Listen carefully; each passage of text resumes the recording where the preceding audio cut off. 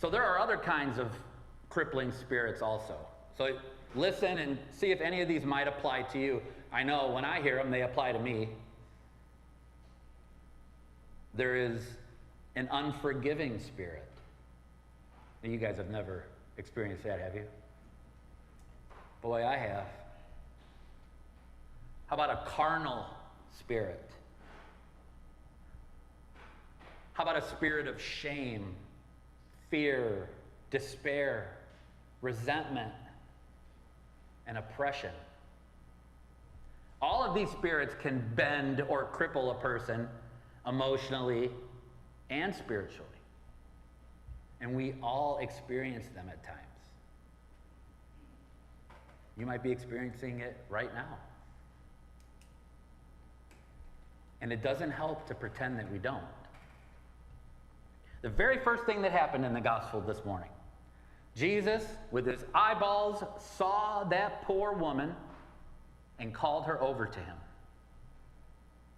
Jesus sees you today.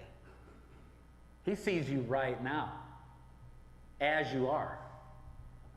He sees your ailments, your crippling spirits, your prejudice, your worries, your remorse, your regret. Sees all of it. He sees your utter powerlessness against the flesh and your sinful nature. But there is a solution. He calls you. He calls you to the altar. Maybe he calls you to the baptismal font. Maybe he calls you to confession. In all those places, Jesus can set us free. We are all unable to stand up straight before God on our own power. We need his healing and freedom. A freedom from the bondage to sin and infirmity, and a freedom to serve God and our neighbor more fully.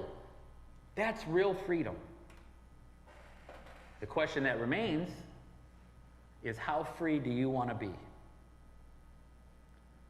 Our Lord, Jesus Christ, the fully reconciled humanity and divinity, the divine selfhood, the fully cleared, the fully recovered, the fully evolved, the fully enlightened, the fully free. Our future self, calling to us in our present time, urging us forward towards him. Jesus goes ahead to prepare a place for us. You've heard that, right? That place is a beingness, a state of existence prepared by Jesus for us, a place of perfect peace, a place of perfect love, which in this life we may be so blessed to catch a glimpse. You don't have to try to be anyone else. That's a relief. Who you are is sufficient. Jesus goes ahead to prepare a place for you. Not for the person you think you're supposed to be, or who you try to convince the world that you are. That is salvation. That is justification. Not whatever that synagogue leader was trying to do that day. In our reading from Hebrews, we heard, "Yet once more I will shake not only the earth, but also the heavens." In life, we are constantly being reminded of the impermanence of life, externally and internally. And we hate it. We fight against it. It doesn't seem right. I should have got longer with my loved one. Everything is always changing.